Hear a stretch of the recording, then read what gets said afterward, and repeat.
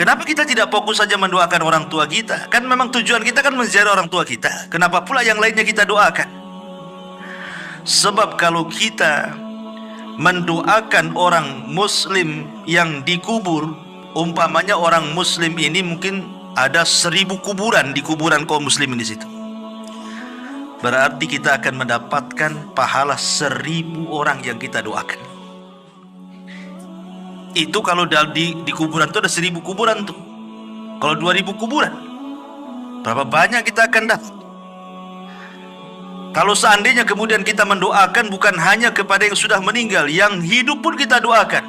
Allahumma gfir li hayyina wa mayyitina, atau Allahumma gfir lil muslimina wal muslimat wal mu'minina wal mu'minat al ahya'i minhum wal amwat, umpamanya. Ya Allah, ampunilah dosa-dosa orang mukmin laki-laki, orang mukmin perempuan yang hidup dan yang mati. Yang hidup berapa? Siapa yang bisa ngitung yang hidup? Satu kota Batam aja kita tidak tahu berapa jumlahnya. Satu Kepri lagi, satu dunia lagi. Berarti kita dapat pahala itu sebanyak jumlah orang Islam yang kita doakan yang hidup. Loh, yang mati. Berapa jumlah yang mati? Itu manfaatnya kita mendoakan orang-orang yang beriman di sekitarnya itu, supaya kita dapat pahala juga. Itu masalahnya. Masuk bakhil orang tuanya kiri kanan, ngapain saya doakan katanya. Enggak begitu. Karena orang muslim itu kal jasadil wahid, seperti jasad yang satu, baik ketika hidup ataupun ketika mati, saling mendoakan.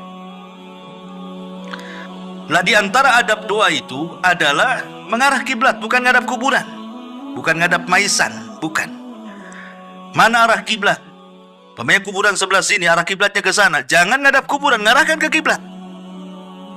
Ya, karena adab doa itu harus mengarah ke kiblat. Walaupun ada khilaf di antara ulama apakah kiblat doa itu ke langit, mananya kita negakkan ke atas begini, ataukah ke arah kiblat yang dimaksud Ka'bah. Ini menjadi khilaf ulama. Tapi menghadap kuburan tidak boleh, karena kuburan bukan kiblat. Ya. Kiblat itu ke Mekah atau ke langit, gitu ya. Baru di situ kita meminta kepada Allah Azza wa Jalla, ya Allah, kalau memang dia orang tua kita, kita katakan, ya Allah, ampuni kedua orang tua saya. Ya Allah, tetapkan jawaban kedua orang tua saya. Ya Allah, berikan rahmat kepada orang tua saya. Dah selesai. Habis itu kita doakan saudara-saudara kita. Ya Allah, ampuni saya, orang tua saya, dan orang-orang Islam dimanapun, baik yang hidup ataupun yang mati di sini atau di mana saja di dunia ini. Itu berapa banyak kita ini pulang dari dapat pahala. Ini adab yang pertama, ya, bahwa kita disuruh untuk mendoakan mereka.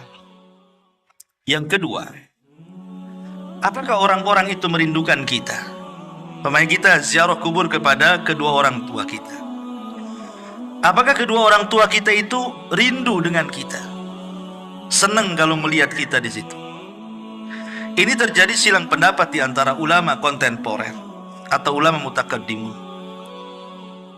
Kalau saya mendengar fatwa daripada Syekh Shalih Fauzan, saya lihat di YouTube, ketika ditanya apakah orang yang datang ziarah kubur, ketika datang kita ke kuburan itu, orang-orang yang dikubur itu senang dengan kedatangan anaknya ketika menziarahi orang tuanya. Maka kata beliau, ya, senang mereka dengan kedatangan kita. Tetapi senang di sini bukan menatap wajah kita, oh nampak sehat anaknya, alhamdulillah, bukan itu maksudnya. Yang dimaksud senang itu karena mereka menanti doa-doa kita. Jadi mereka itu menanti doa-doa kita, bukan karena ziarah kuburnya. Karena ziarah kubur itu manfaatnya bukan kepada orang yang mati, tapi ziarah kubur itu manfaatnya kepada orang yang hidup. Pada kita ini, kalau antum ziarah kubur, ibu bapak ziarah kubur itu manfaatnya untuk kita. Apa manfaatnya untuk kita? Nabi SAW bersabda, kuntu nahaitukum an ziyaratil kubur fazuruha fa innaha tudzakkirukumul akhirah. Dulu kata Rasul, aku larang kalian ziarah kubur.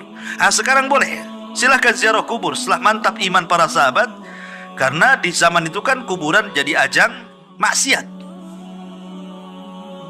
baik kesyirikan ataupun bid'ah. Makanya Rasul melarang, takut para sahabat terseret kepada maksiat. Tapi setelah kokoh keimanan para sahabat, Rasul mengatakan, fazuruha, sekarang kalian ziarah kubur, silahkan. Manfaatnya apa? Fa innaha tudzakirukumul akhirah, supaya kalian mengingat akhirat, mengingat kematian, dan dilembutkan hati kita di situ.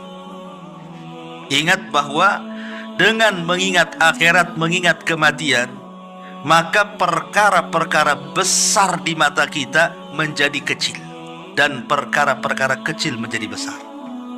Apa maknanya?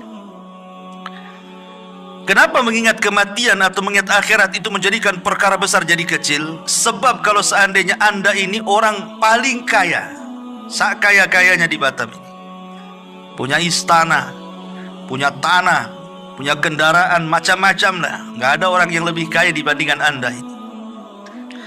Ketika kemudian datang ke kuburan, melihat kuburan, kemudian berpikir saya juga akan mati seperti dia, apa gunanya kekayaan kalau begitu? Kekayaan apa gunanya? Hidup di istana, kalau ingat mati, apa gunanya istana? Mau ditinggal juga. Akhirnya kemudian dia pun tidak menganggap itu perkara besar, karena akan ditinggal dengan kematian kan. Itulah kenapa mengingat kematian itu mengecilkan yang besar, ataupun membesarkan yang kecil. Pamannya dia orang susah, tidak sekaya orang-orang kaya. Dengan mengingat kematian itu, perkara kecil jadi besar. Nggak apa-apa, hidup di dunia kan nggak lama. Nanti ada kehidupan yang lebih baik, yang lebih hebat, yang lebih megah. Itulah sorga. Akhirnya dia tidak memikirkan kemiskinannya. Dari situ muncullah redha dengan pemberian Allah. Ujung-ujungnya ke situ.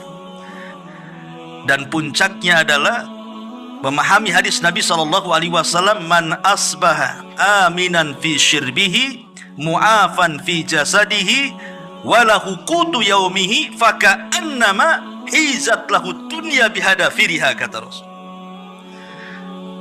Orang kalau sudah mengingat kematian, walaupun dia susah hidupnya, yang penting ketika bangun di pagi hari aman keluarganya, gak ada yang menyakiti, sehat badannya, nggak ada penyakit yang menimpanya, adalah makanan yang dimakan untuk hari itu, seolah-olah sudah menggenggam dunia dengan segala isinya.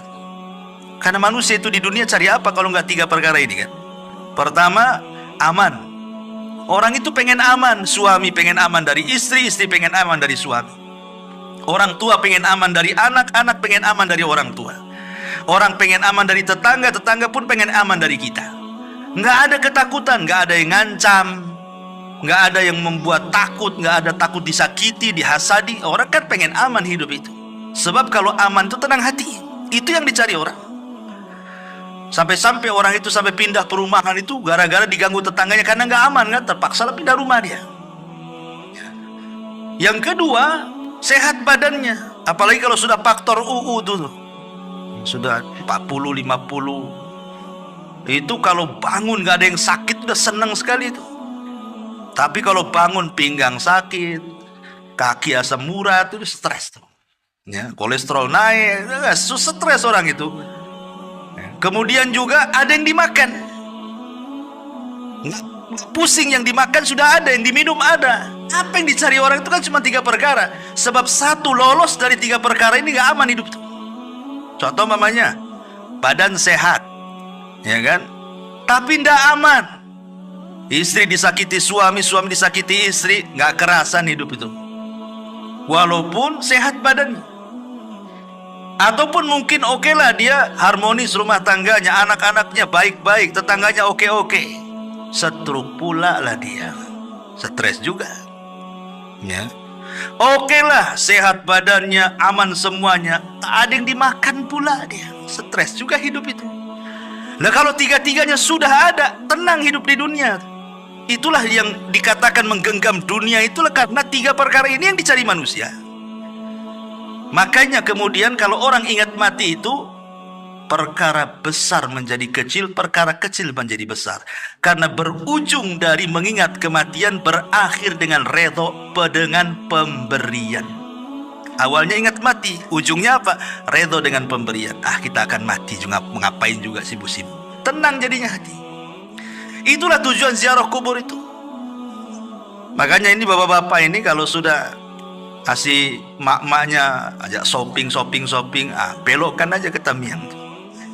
Ya, ajak yuk kita ke Top Cepe Batu Aji, tapi ngarahnya ke kuburan Tamiang. Ini bu, Top Cepenya ada di sini.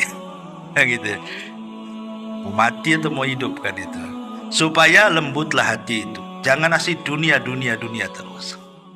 Jadi ziarah kubur itu manfaatnya untuk siapa? Untuk kita yang berziarah, bukan untuk orang mati. Orang mati itu bermanfaat kalau kita berdoa. Doanya itu yang manfaat. Itulah yang membuat penghuni kubur senang dengan kedatangan kita maksudnya. Ini satu pendapat. Ya. Tetapi Syekh bin Baz rahimahullah ta'ala yang saya baca dalam fatwanya, dia tawakuf dalam masalah ini. Apakah kemudian kalau kita ziarah kubur, penduduk kubur itu senang atau tidak senang? Kita tidak bisa mengatakan iya ataupun tidak. Kan ini perkara gaib masalahnya. Perkara gaib itu tidak bisa ditetapkan kecuali dengan dalil. Kalau tidak ada dalil, tawakuf. Tapi yang jelas bahwa okelah kita tidak mengatakan dia senang ataupun tidak senang. Tapi yang namanya doa bagi para penziarah kubur untuk para penghuni kubur itu, itulah yang disepakati para ulama sampainya pahala kepada orang yang meninggal. Kan amalan-amalan nanti saya jelaskan. Amalan-amalan itu kan banyak tuh yang bermanfaat kepada untuk orang yang sudah meninggal itu. Tetapi dari seluruh amalan itu yang ada 8 tuh ataupun 10 amalan itu, yang disepakati cuma 2. Maksudnya tidak ada khilaf ulama. Kalau kita lakukan pasti sampai kepada orang yang meninggal. Apa itu? Pertama doa, dan yang kedua sedekah. Cuma 2 ini. Ini sepakat. Tidak ada khilaf ulama. Adapun menghajikan orang yang sudah meninggal, korban untuk orang meninggal, baca Quran untuk orang meninggal, ini masih khilaf. Ada perselisihan ulama. Ada yang mengatakan sampai, ada yang mengatakan tidak sampai, wallahu a'lam. Tapi yang disepakati jelas-jelas dalilnya berdasarkan nas gitu ya, doa pasti sampai. Yang kedua sedekah pasti sampai. Kenapa? Karena ada hadisnya. Idza mata ibnu Adam inqata amaluhu illa min salasin, sadaqatin jariyah. Lihat, sedekah yang mengalir. Kemudian au ilmin yuntafa'u bihi, ilmu yang bermanfaat, au waladin salihin yad'ulahu, anak yang soleh yang mendoakan. Maka sedekah dan doa itu sepakat sampai. Jadi kalau kita ingin ngirim pahala kepada orang yang meninggal, yang jelas-jelas ini berdoa, tidak mesti di kuburan. Doa itu di mana saja akan sampai. Dan jangan diyakini doa di kuburan lebih sampai dibandingkan doa di masjid. Tidak ada keyakinan seperti ini. Justru di masjid ya lebih afdol kalau berdoa, kan udah rumah Allah, tempatnya bersih gitu ya. Tapi ziarah kubur itu berdoa di situ ada nilai plusnya, mengingat kematian, melembutkan hati, mengingat akhirat. Makanya di antara salam kepada penduduk kuburan itu salah satu lafadznya wa inna bikumul lahikun, kami juga akan menyusul kalian. Kami juga akan sampai seperti kalian. Jadi terjadi silang pendapat di sini ya. Apakah penduduk kuburan itu senang ataukah tidak senang? Ada yang mengatakan senang seperti fatwanya Syekh Shalih Fauzan, ada yang mengatakan tawakuf seperti Syekh bin Baz gitu ya. Ya, kalau ulama dulu yang mengatakan seperti Syekh Al-Imam Ibnul Qayyim dalam kitabnya Ruhiyah, senang. Dan juga gurunya Ibnu Taimiyah rahimahullah mengatakan senang. Mereka senang dengan kedatangan kita. Kemudian kita, karena mereka menanti doa kita, bukan senang ingin lihat wajah kita. Percuma juga kalau kita datang gak mendoakan, ngapain juga kan begitu. Yang mereka minta itu adalah doa-doa kita kepada mereka. Doa seperti apa? Ya 3 tadi doanya yang didoakan itu. Mintakan ampunan, mintakan ketetapan, mintakan rahmat. Itu 3 doa, habis sudah selesai. Itu yang kita minta kepada Allah Azza wa Jalla. Doa panjang, intinya cuma 3. Minta ampun, minta rahmat, minta ketetapan. Taib ma'asyiral muslimin wal muslimat rahimani wa rahimakumullah. Kemudian juga, apakah kalau seandainya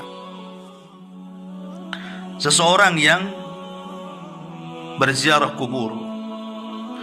Tadi, apakah kemudian orang itu merindukan? Nah, sekarang pembahasan selanjutnya, apakah kalau kita ini datang ke kuburan, kemudian kita berbicara sesuatu dengan orang yang dikubur itu, mereka mendengar pembicaraan kita, ataukah tidak? Ini juga menjadi polemik para ulama. Apakah si mayat itu mendengar orang yang hidup, ataukah tidak mendengar orang yang hidup? Taib. Pertama, bahwa sebagian ulama mengatakan mereka mendengar. Seperti Imam Ibnul Qayyim rahimahullahu ta'ala mengatakan mendengar dalam kitab. Alasannya satu, karena ada hadis Nabi SAW terdapat dalam Sahih Bukhari Muslim. Nabi SAW mengatakan tentang orang yang sudah meninggal. Apa kata Rasulullah? Innahu la yasma'u safqa ni'alihim idan saraf. Jadi orang-orang yang dikubur itu mendengar suara langkah terompah kita itu, suara sandal kita itu mereka dengar. Sampai kemudian sayup-sayup kita keluar dari kuburan baru hilang, baru mereka tidak mendengar lagi. Jadi ada nas bahwa mereka mendengar suara terompah. Berarti kan mendengar mereka. Ini satu riwayat. Riwayat yang kedua, ketika terjadi perang Badar, banyak tokoh-tokoh musyrik itu dibantai oleh kaum muslimin, seperti Abu Jahal atau Amr ibn Hisham, kemudian Umayyah ibn Khalaf, kemudian Syaibah, kemudian Al-Walid. Banyak tokoh-tokoh Quraisy itu yang meninggal di perang Badar. Lah ketika kemudian bangkai-bangkai tokoh-tokoh musyrik ini akhirnya diletakkan di sebuah lubang, sebuah sumur, dilempar ke dalam lubang. Tiba-tiba kemudian Nabi SAW mendekati lubang Badar itu, yang di situ bangkai-bangkainya orang-orang tokoh-tokoh musyrik sekelas Abu Jahal, Umayyah dan CS dan yang lainnya itu. Tiba-tiba Nabi SAW ngomong pula di sumur itu. Apa kata Nabi SAW? Dia mengatakan, disebutkan satu-satu tuh, ya Aba Jahl ibn Hisham, ya Umayyah ibn Khalaf. Kemudian kata Nabi SAW, telahkah sampai kepada kalian janji Allah kepada kalian? Sungguh janji Allah yang Allah janjikan kepadaku sudah sampai kepadaku. Umar bin Khattab heran, ngapain Nabi SAW ngomong di depan lubangnya bangkai-bangkai orang-orang musyrik jahiliyah itu, orang-orang musyrik, tokoh-tokoh musyrik itu. Kok Nabi kok ngomong di situ? Jadi Umar bin Khattab radhiyallahu mengatakan, ya Rasul, innahum jusas, mereka bangkai-bangkai, kenapa kau ajak ngomong? Katanya. Apa kata Nabi SAW? Di hadapan Umar bin Khattab, walladhi nafsi biyadi, ma anta bi asma lima aqulu minhum, walakinnahum la yaqdiruna an yujib. Umar, engkau tidak lebih mendengar daripada aku tentang mereka. Aku ngomong itu mereka dengar, tapi mereka tak bisa jawab, katanya. Artinya kan mereka dengar di sini. Karena Rasul ngajak ngobrol di situ. Ya, makanya Umar mengatakan, kok bangkai kau diajak bicara, katanya. Maka Rasul tidak, kau tidak lebih dengar daripada aku, kata Rasul. Demi zat yang jiwaku berada di tangannya, engkau tidak lebih mendengar daripada aku, kata Rasul. Tapi mereka tidak sanggup jawab saja. Kemudian juga dalil yang ketiga, kita disuruh mengucapkan salam. Kata Nabi SAW, Qulu assalamu alaikum dara qaumi mu'minin wa inna insya'allahu bikum mulahik. Ucapkan kalau kalian masuk kuburan, keselamatan bagi kalian wahai penduduk kubur dari kalangan orang-orang yang beriman, dan insyaallah kami pun akan menyusul kalian. Mengucapkan salam berarti harus dijawab tuh. Berarti kalau kita mengucapkan salam berarti mereka mendengar salam kita. Dan ada beberapa dalil yang menunjukkan bahwa mereka mendengar. Tapi bagi kelompok yang mengatakan tidak, mereka tidak dengar, mereka berdalil dengan surah Fatir ayat 22. Allah Subhanahu wa taala mengatakan, "Wa ma anta bimusmi'in man fil kubur." Hei Muhammad, engkau tidak bisa memperdengarkan orang-orang yang di kuburan itu. Ini Quran mengatakan engkau tidak bisa memperdengarkan orang-orang yang di kuburan, surah Fatir 22 itu. Dan Allah juga mengatakan, innaka la tusmi'ul maut, engkau tidak bisa memperdengarkan orang yang sudah mati. Ini dua nas Quran ini menunjukkan bahwa orang yang dikubur tidak mendengar apa yang ada di atas kubur karena mereka sedang sibuk. Orang yang dikubur loh sedang sibuk. Kalau mereka orang kafir sibuk diazab, mana bisa dia ngerekan kita yang ada di kubur? Dia sedang diazab. Kalau dia mendapatkan nikmat kubur, dia sedang bersenang-senang dengan nikmatnya. Lebih nikmat di kuburan daripada senikmat-nikmatnya orang nikmat di dunia. Ngapain pula direkan orang di atas kuburan? Artinya di sini ada kelompok yang mengatakan mendengar, ada kelompok yang mengatakan tidak mendengar. Wallahu a'lam. Kita tidak bisa mengatakan mendengar, kita tidak bisa mengatakan tidak mendengar, tetapi yang jelas bahwa kita tetapkan yang berdasarkan nas saja. Mereka mendengar, tetapi yang berdasarkan dalil. Maksudnya begini, yang berdasarkan dalil itu. Contoh seperti tadi, mereka mendengar suara sandal. Ini konteksnya apa? Konteks hadis bahwa orang-orang yang dikubur itu mendengar suara sandal, ini bicara soal ketika kita mengantarkan jenazah. Apabila kita mendengarkan jenazah, kemudian jenazah itu dikubur, kemudian kita pulang, mereka masih mendengar suara sandal kita. Apakah setelah kemudian kita pulang kemudian ziarah kubur dengar lagi suara sandal? Ya enggak juga kan begitu. Artinya konteksnya hanya ketika menguburkan saja mereka dengar. Apakah mereka mendengar seterusnya? Itu Allahu a'lam. Ya. Ataupun ketika kita mengantarkan jenazah dari rumah menuju kuburan. Kalau dia orang yang beriman, maka dia mengatakan kepada orang pengantar-pengantar itu, mengatakan apa? Segerakan aku, Qaddimuni, kan? Karena dia mendengar suara orang yang mengantarkan dia ke kuburan, kan?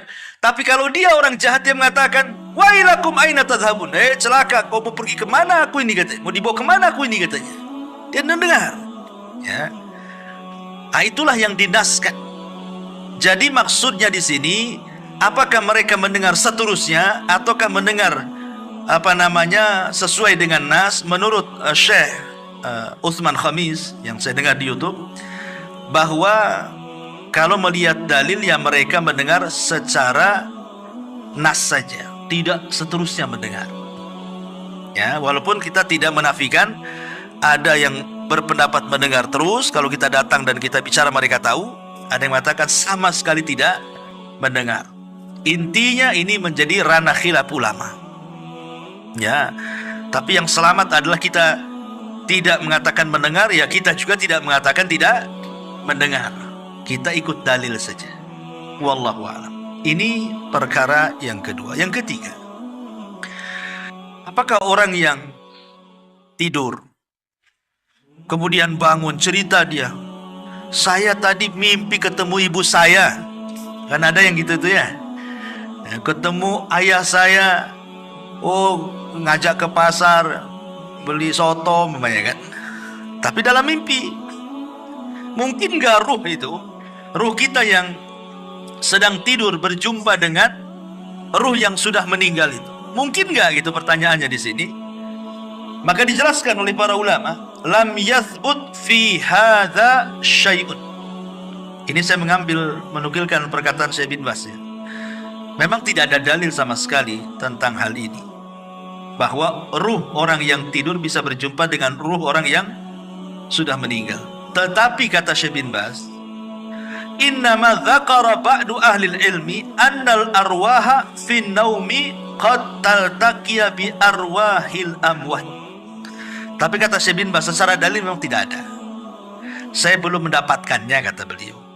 Tetapi ternukilkan dari kalangan ahli ilmi, maksudnya kalangan ulama, bahwa ruh-ruhnya orang yang tidur itu bisa berjumpa dengan ruh-ruhnya orang yang sudah meninggal.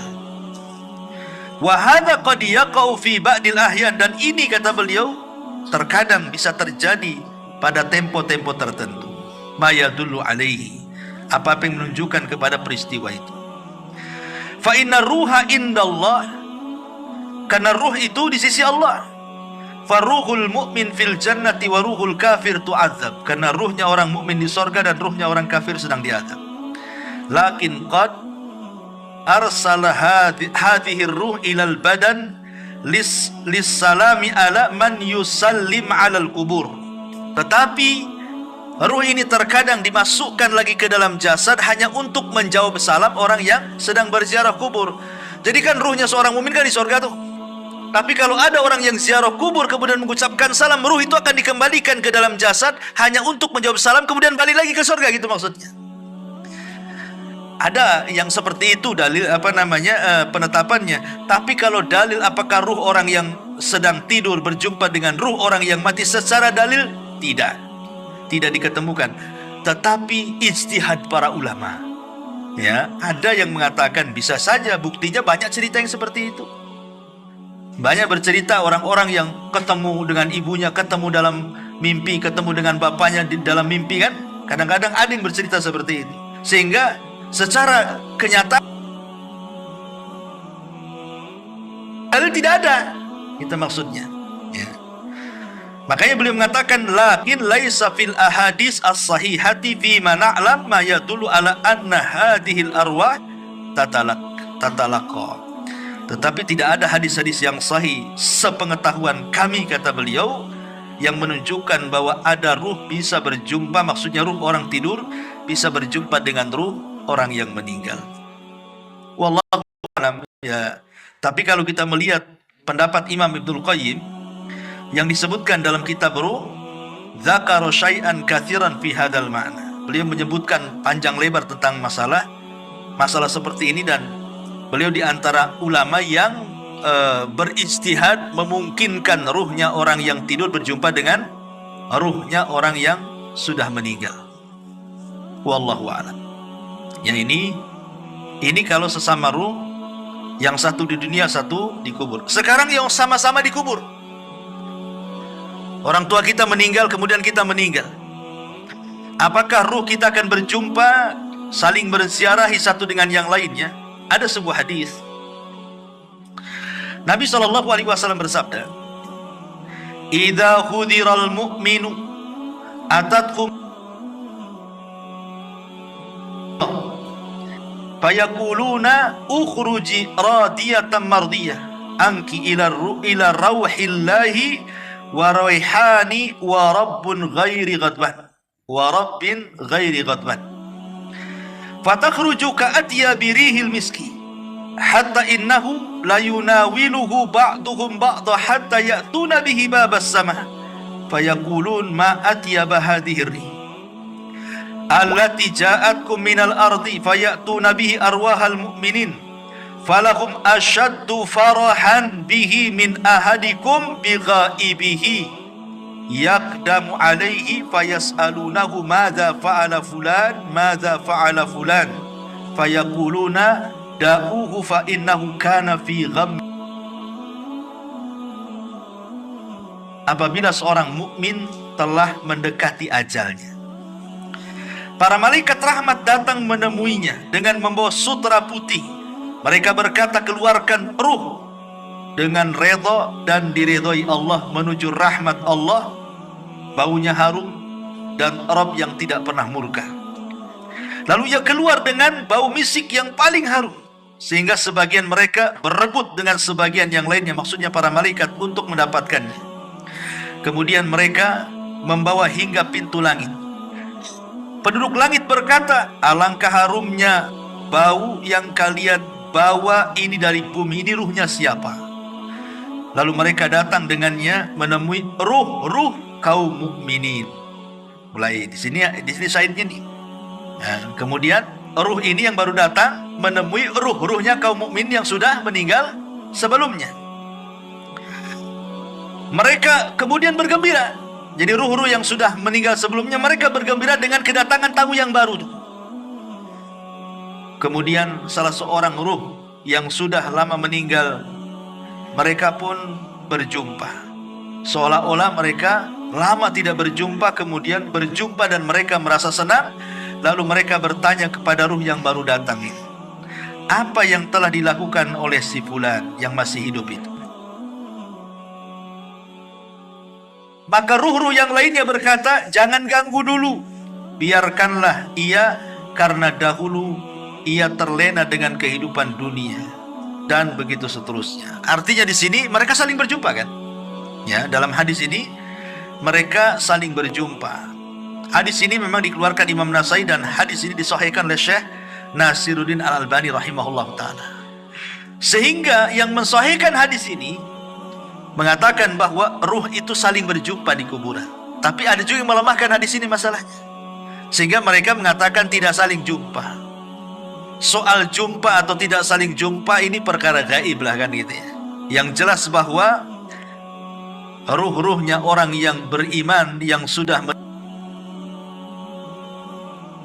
berbiasa, kalaupun mereka berjumpa itu bagian daripada nikmat kubur kan itu. Tapi ini hanya berlaku kepada ruhnya orang yang beriman. Bagi yang berpendapat bahwa ruh itu akan berjumpa dengan ruh yang lain, maksudnya ruhnya orang yang beriman. Ruhnya orang kafir sedang diazab, macam mana dia akan jumpa? Dia aja nggak bisa keluar dari azab. Mereka sedang diazab dengan azab kubur, mereka sedang di neraka, macam mana mau jumpa kan gitu ya dengan keluarganya. Maksudnya di sini yang kalaupun kita berpendapat bahwa mereka saling menziarahi, seperti pendapat Imam Ibnul Qayyim rahimahullah ta'ala dalam kitabnya Ruh, maksudnya adalah ruhnya orang yang beriman. Ruhnya orang yang beriman.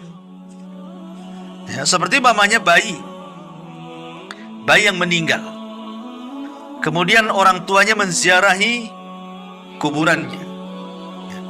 Terkadang kan ada orang tua itu kepikiran kan, ketika anaknya meninggal itu kan udah kepikiran macam-macam tuh. Apalagi kalau hujan, cemana anak saya kehujanan katanya. Kalau pas panas, mana anak saya kepanasan. Macam-macam tuh. Ada orang tua itu apalagi kalau gelap-gelap, cemana anak saya nggak ada listrik pula di kuburan gitu. Makanya kadang-kadang ada orang berpikir naruh lilin pula di atas kubur anaknya itu kan. Percuma saja, ngapain naruh lilin itu? Saya pernah lihat ada lilin, lebih parah pula kasih payung pula di situ itu. Dan itu rata-rata di kuburan anak-anak tuh. Ada lilin, ada payung. Ya mungkin karena orang tua kepikiran, cemana kalau malam gelap taruh lilin, cemana kalau kehujanan kasih payung, supaya nggak kehujanan, nggak kepanasan. Nggak ada guna. Ya, lilin dan payung lo nggak ada guna di kuburan itu. Nggak ada hubung kait dengan alam kubur, dengan alam dunia ini. Sebenarnya yang dikhawatirkan itu kok bukan bayi yang meninggal. Bayi yang meninggal itu langsung dimasukkan ke sorga kan gitu. Karena di antara kelompok-kelompok yang akan terhindar dari fitnah kubur, maksudnya tidak ada pertanyaan malaikat mungkar dan nakir, itu salah satunya bayi-bayi yang meninggal itu. Mereka tidak akan ditanya. Walaupun jumhur ulama mengatakan mereka ditanya, tapi pendapat yang kuat wallahu alam mereka tidak ditanya. Karena ada beberapa orang yang tidak akan terkena fitnah kubur. Salah satunya para nabi. Para nabi tidak akan ditanya. Objek pertanyaannya siapa nabimu? Masa nabimu ditanya lagi? Siapa nabimu? Ya saya kan. Kan nggak mungkin juga kan itu ya. Nabi tidak mungkin ditanya karena dia objek pertanyaan.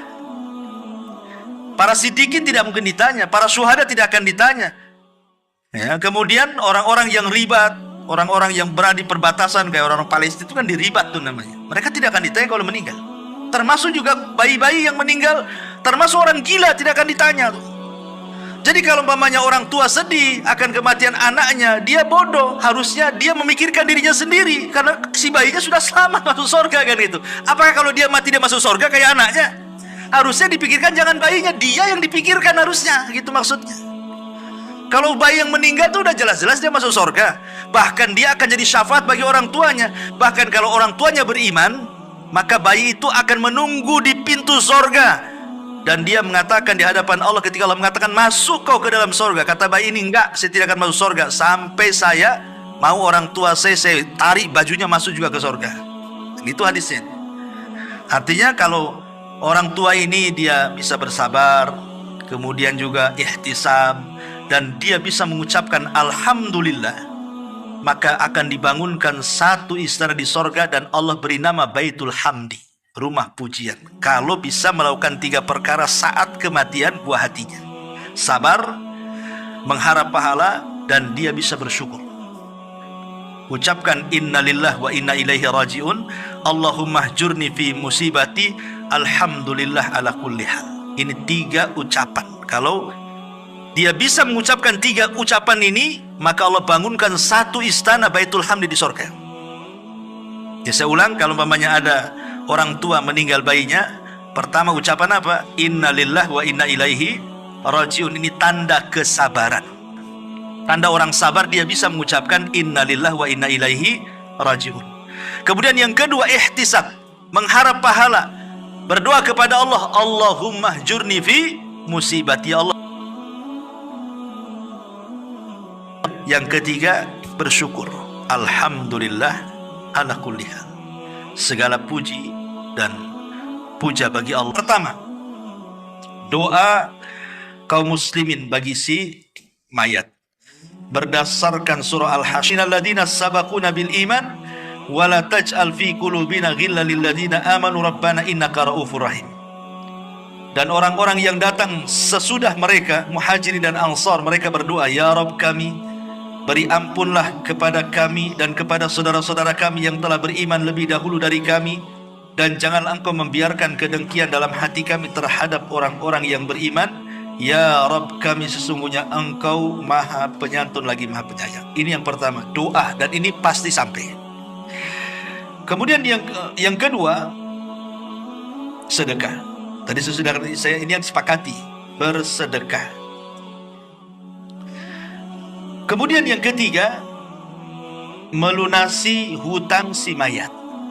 Ini bermanfaat. Karena di zaman Rasul pernah dimintai menyolatkan orang yang punya hutang, Rasul tak mau. Si mayat itu sudah dimandikan, sudah dikafankan, dan tinggal disolatkan. Setelah tinggal disolatkan, seorang sahabat kemudian menyampaikan kepada Rasul, semua sudah siap, silahkan Anda solatkan. Apa kata Rasul? Hal alaihi dainu. Apakah dia punya hutang? Iya, 2 dirham. Dia punya hutang 2 dirham. Kata Rasul, solatkan oleh kalian, saya tidak akan menyolatkannya. Kemudian ada seorang sahabat namanya Abu Qatadah. Min 2 dirham, aku yang bayar, solatkan dia. Kata Rasul, yakin kau bayar? Iya, saya bayar. Akhirnya Rasul menyolatkan. Besoknya ditanya lagi, Abu Qatadah, udah bayar nggak 2 dirham tuh? Rasul, baru kemarin dia mati. Tunggulah, katanya. Hari ketiga ketemu lagi, Abu Qatadah, sudah aku bayar 2 dirham tuh. Sudah, wahai Rasul. Apa kata Rasul? Al-an barudat kubruh. Sekarang kuburannya sudah dingin. Kemarin panas tuh, katanya. Ya, jadi hutang tuh bawa panas tuh di kuburan. Sekarang sudah dingin kuburannya, kata Nabi. Ya. Ini yang ketiga, melunasi hutang. Kemudian yang keempat, mengqadha puasa. Kalau si mayat ini punya nazar berpuasa, belum sampai, maka walinya mengqadha puasakan. Karena ada hadis mengatakan, man mata wa alaihi siyam sama'an waliyu.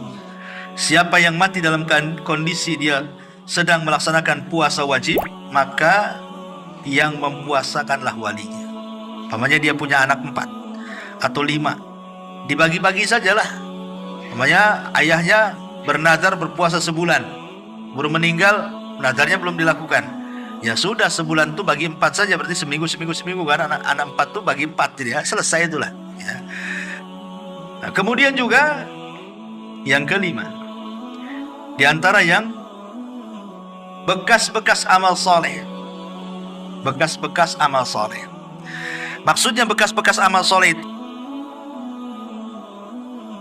mengajarkan ilmu kepada orang. Pamannya ibu ngajari anak surah Al-Fatihah, ya kan? Akhirnya anak itu bisa dia baca Fatihah karena ibu yang ngajari. Ketika ibu meninggal, anak ini baca Fatihah terus pada setiap sholatnya. Berarti ketika anak ini membaca surah Al-Fatihah, itulah sampai. Itu bekas-bekas kebaikan dia tuh. Makanya kalau bisa, ini orang tua nih saya anjurkan, ibadah-ibadah wajib dan yang sering dilakukan itu kalau bisa jangan orang lain ngajari. Yang namanya sholat, kalau bisa kita yang ngajari anak tuh. Ngaji, kalau bisa kita yang ngajari. Ya, jangan orang lain suruh ngajari, nanti pahalanya dikasih orang lain jadinya kan. Dia sholat terus karena orang itu yang ngajari, dia dapat pahala. Jadi yang wajib-wajib itu kalau bisa orang tua lah yang ngajari itu. Terutama ngaji lah, minimal surat Al-Fatihah gitu ya, yang memang itu dibaca setiap sholat kan, supaya ngalir terus tuh. Ya, coba bayangkan pahala guru itu, guru TK pemaya kan, itu dia dapat santri 20 semua yang ngajari Fatihah, Guru TK upahnya dia pahalanya udah mati tuh. Kalau seandainya kemudian anak didiknya besar jadi guru, punya murid jadi guru, itu namanya multi level pahala tuh. Sampai itu namanya baqiyatus salihah namanya. Bekas-bekas amal soleh itu akan sampai kepada si mayat. Artinya di dalam hadis itu au ilmun yuntafa'u bihi, atau ilmu yang bermanfaat itu namanya ya, itu baqiyah salihah. Kemudian juga yang bermanfaat adalah menghajikan. Dan ada riwayat seorang anak ingin menghajikan orang tuanya, kata Rasul, hajikan saja. Ya, artinya sampai orang yang menghajikan kepada orang yang meninggal. Adapun tentang qiraatul Quran, bacaan Quran ini menjadi khilaf panjang ulama. Apa kalau kita baca Fatihah, baca Al-Baqarah, baca apa kepada orang tua itu sampai atau tidak? Ada yang mengatakan sampai, ada yang mengatakan tidak sampai. Tapi kalau yang dimaksud yang saya dengar dari beberapa ulama itu bukan menghadiahkan bacaan, bukan. Tetapi menghadiahkan pahala setelah kita membaca. Kita baca dulu Qurannya. Setelah kemudian selesai baca Quran, kita mengatakan, ya Allah, kalau tadi bacaan Quran itu Engkau kasih aku pahala, aku kirimlah pahala ini kepada orang yang kucintai, orang tua saya. Itu namanya tawasul dengan amal soleh. Tawasul dengan bacaan Quran. Ya, bukan dengan bacaannya, karena belum tentu dapat pahala kan masalahnya. Apalagi orang-orang yang manggil orang pamannya nih, baca Quran di rumah untuk orang mati. Pertanyaannya, apakah orang yang ada panggil membaca Quran itu dia dapat pahala atau tidak? Bisa saja nggak dapat pahala, karena tujuan orang yang dipanggil tuh jangan-jangan hanya ingin dapat duit saja kan? Saya disuruh ke sana untuk baca Quran, pikiran dia saya digaji di situ. Orang baca Quran digaji nggak dapat pahala, kalau nggak dapat pahala apa yang mau disampaikan? Makanya kemudian kalaupun harus mengirim bacaan Quran itu maksudnya bertawasul dengan bacaan Quran, dengan amalan baik tadi setelah baca Quran. Ya Allah, kalau seandainya ini ada pahalanya, kirimkanlah kan itu. Seperti ada seorang ulama namanya Rabi' bin Khaitham. Rabi' bin Khaitham itu kalau dari rumah ke masjid itu pandangannya selalu melihat ke bawah. Kalau ada paku, ada beling, ada jarum, ada lidi, ada pokoknya kalau ganggu-ganggu orang lah itu, maka dia ambil pakunya, dia ambil belingnya, kemudian disisihkan ke pinggir jalan. Kemudian dia mengatakan, ya Allah, kalau dengan membuang hal-hal yang membahayakan orang berjalan ini ada pahalanya, maka aku kirim kepada orang tuaku. Itu namanya tawasul dengan amal soleh. Nah, jadi nggak apa-apa. Pulang dari sini tengok jalan terus, nampak ada paku, turun. Ini kalau bisa mengganggu orang ini bahaya, ini kena paku nih. Ya Allah, kalau ada pahalanya saya kirim kepada orang tua. Jalan lagi nampak ada polisi tidur. Nah, ini bahaya ini. Langsung ambil cangkul. Kan itu. Besoknya lebih tinggi lagi polisi tidurnya. Intinya bahwa boleh seseorang begitu, tapi kalau yang mengirimkan bacaan, nah itulah yang jadi khilaf ulama, kesampai atau tidak ya. Wallahu alam, ini pembahasan panjang masalah ini. Bagaimana kalau seandainya orang tua kita meninggal dunia, kita ingin berbuat baik. Berbuat baik kepada orang tua yang sudah meninggal. Kadang-kadang anak ini baru menyesal ketika orang tua sudah meninggal. Kalau orang tua masih hidup tuh kadang-kadang nggak kepikir berbuat baik. Ya, tapi kalau sudah meninggal barulah kebayang kebaikan orang tua, baru terpikir ingin berbuat baik. Kan salah, harusnya ketika dia hidup kita berbuat baik. Sudah meninggal baru nyesel dia. Tetapi karena orang tua itu adalah sosok yang mulia bagi anak itu, tetap Allah Subhanahu wa taala masih memberikan kesempatan yang tidak sempat berbuat baik ketika masa hidupnya, ada caranya berbuat baik setelah kematiannya. Seperti apa? Satu, istighfar, minta kepada Allah agar orang tua kita diampun. Dalam setiap sholat kita minta ampun kepada Allah agar orang tua kita diampun. Yang kedua, berdoa kebaikan. Seperti tadi, doa supaya diampuni dosanya, dirahmati, ditetapkan jawabannya. Kemudian juga kalau dia punya hutang, selesaikan hutang orang tuanya. Masalah hutang piutang begini ya, kalau orang tua kita punya hutang, apakah hutang orang tua setelah meninggal itu menjadi kewajiban bagi anak? Ini khilaf ulama. Kalau orang tua itu meninggalkan harta, meninggalkan harta ya, orang tua itu meninggalkan harta banyak, maka wajib anak membayarkan dari harta dia. Wajib, nggak boleh tidak. Tapi kalau orang tua meninggalkan hutang dan dia tidak meninggalkan harta, maka tidak wajib bagi anak membayarkan hutang. Kecuali hanya bab tabarruk, hanya ingin berbuat baik. Bisa dipahami ya? Jadi kalau orang tua kita ini meninggal bawa harta banyak, berarti wajib hutangnya dibayarkan dari mana? Dari harta dia, harta warisnya. Sebelum kita ambil hak warisan kita, bayarkan dulu hutangnya. Tapi kalau orang tua kita miskin, hutangnya banyak, apakah kewajiban anak yang dia kaya karena hasil dia bukan karena warisan orang tuanya wajib membayarkan? Tidak wajib. Ingat, tidak wajib. Tetapi membayarkan itu masuknya bab tabarruk. Bab tabarruk itu artinya dalam bentuk berbuat baik kepada orang tua. Karena saya di dunia kurang berbuat baik kepada orang tua saya. Sekarang orang tua saya sudah meninggalkan hutang, dah apa-apa pakai uang saya. Tapi kalaupun tidak dibayar dari harta kita, tidak ada masalah, karena bukan kewajiban. Karena kewajiban itu diambil dari harta waris ya. Ini harus dipahami. Kemudian juga yang keempat, qada'un nadhar. Kalau memang orang tua punya nadhar, laksanakan. Itu birrul walidain namanya. Atau qada'ul kafarah kalau orang tua kita punya kafarah. Termasuk juga bersilaturahim dengan orang-orang yang baik dengan orang tua kita. Orang tua kita punya teman di mana dia baik dengan temannya.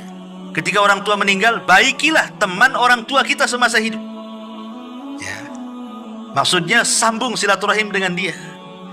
Nah, termasuk kalau orang tua kita suka ngasih-ngasih ya sama temennya, nah, kita kebiasaan orang tua yang baik kita lakukan juga, ngasih-ngasih, supaya kebaikan orang tua tidak hilang, kita teruskan. Nah, itu bentuk birrul walidain juga ya, menghormati teman orang tua gitu maksudnya. Termasuk juga berbuat baik kepada orang tua adalah ingat kebaikannya. Oh betul juga kata orang tua, kenapa dulu orang tua saya keras dengan saya, rupanya ini. Nah, ingat dia akhirnya kan dengan kebaikan orang tua. Nah, dengan itu akhirnya hilanglah dendam-dendam anak kepada orang tua. Kalau ingat kebaikannya, hilang tuh dendam itu ya. Karena ada anak yang nggak tahu itu, sampai mati orang tuanya masih dendam, nggak mau ziarah kubur tuh ya. Mau apa sih ziarah kubur, waktu hidup aja malas saya nengok muka dia. Nah itu ada durhaka itu ya. Jadi ini diantara pembahasan yang bisa kita bahas ya. Wallahu alam. Taib, sampai di sini. Kalau